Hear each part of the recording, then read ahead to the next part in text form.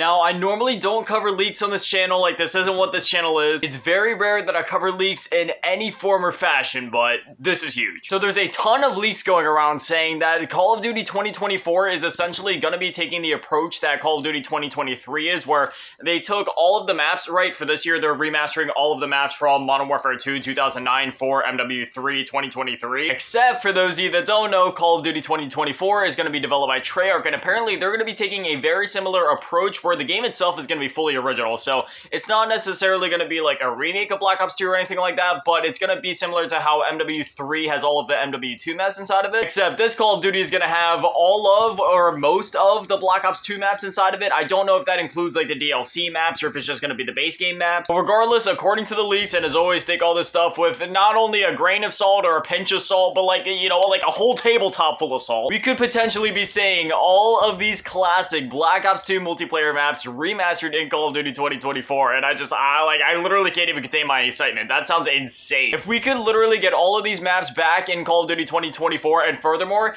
if we could maybe finally see Zombies Chronicles 2, that would be massive. The fans have been asking for it for years. The devs have even acknowledged it. For me, it just seems kind of weird that they would remaster all of the Black Ops 2 multiplayer maps, but not do zombies as well. So that's what I'm really hoping for, because don't get me wrong, I'm very excited. Like, I am ecstatic for the Black Ops 2 multiplayer maps to be remastered. Like, Black Ops 2 is literally my favorite Call of Duty of all time, so anything that has to do with Black Ops 2, I'm already all there for it. But if they not only do the multiplayer, but could also bring back the zombies, like, I mean, that would literally be perfect. Could you imagine if they could finally remake Transit in the way that they wanted to do it originally? Now, granted, it's going to be a little hard to do that given Jimmy Zielinski doesn't exactly work there anymore, so he wouldn't be able to head the project and form the map or guide the devs in the way that he would need to in order to recreate the map in his original vision, unfortunately. But, I mean, the original map is still there. I'm sure there's still plenty of concept art sitting around at Treyarch, so, I mean, I have a feeling they could at least construct something from the bit that they have. And furthermore, despite the fact that we've already seen remakes of Mob of the Dead, Origins, and Zombie Chronicles 1, what if they said screw it and they just went ahead and remastered those maps anyway? Or maybe they don't. At the very least, if we could at least see Transit, Die Rise, Buried,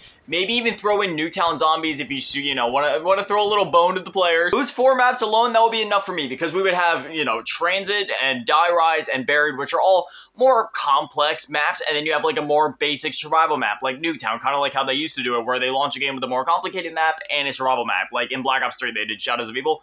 Huge, complicated map, and then we also had a more simple map there with the Giant. And then in Black Ops 4, we had Voyage of Despair, Blood of the Dead, 9, all complicated maps, and then Classified, which was a bit more simple. So if they could maybe do something similar like that in Call of Duty 2024, that would be pretty awesome. Obviously, I still hope that we see original content as well, but if we could also, like, finally see Zombies Chronicles 2, yes, even if they wouldn't throw Nuketown Zombies in there, like Transit, Die Rise, and Buried alone would be enough for me to just, I'd be set, because, you know, I know this is a pretty hot take, but I absolutely adore the OG versions of Transit, Die Rise, Buried. You know, people complain about the verticality of Die Rise and all like the drops and stuff like that and jumping across rooftops. I love that. People complain about the fog and the bus and Transit.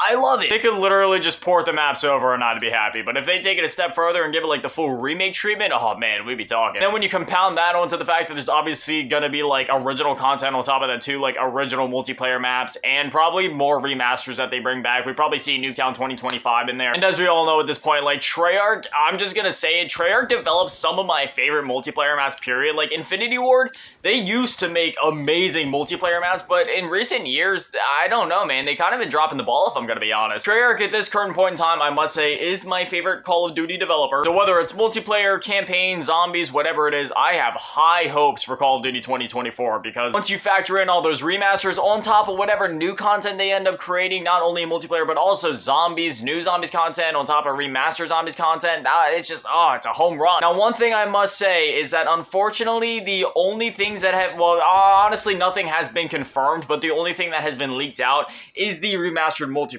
stuff. So the zombie stuff that I'm talking about right now is just speculation, but it's one of those things where it's like, if you're gonna do the multiplayer, why would you not do the zombies? The community has been begging for this for so long. Like, why would they not do it? And again, I gotta remember that it's Activision that we're talking about, so Who truly knows? Anyway, that's all I gotta really say about that subject, so the rest of the video is just gonna be us chilling and playing some Call of Duty. So if you were just stopping by to hear about the leaks, then you're free to click off now. But for the rest of you, I apologize for not dropping another Dark Souls video today. I figured I already gave you guys like 2 videos back to back, so I didn't want to overwhelm anybody with too many videos at once, so I figured we switch it up today. Probably tomorrow we'll get back to the Dark Souls stuff. I'm thinking we're gonna have a cadence of like every other day, so like one day we do Dark Souls, one day we don't. I gotta get back on MW2 at some point. There's 15 days left of Season 5, and I'm only 80% of the way through my Battle Pass, but I'm honestly just kind of waiting for a double Battle Pass XP weekend if they end up doing it. I swear, they nerfed the Battle Pass XP this season. Like, my Battle Pass XP has literally been going at half the rate that it used to. I used to keep track of it. During, like, normal XP,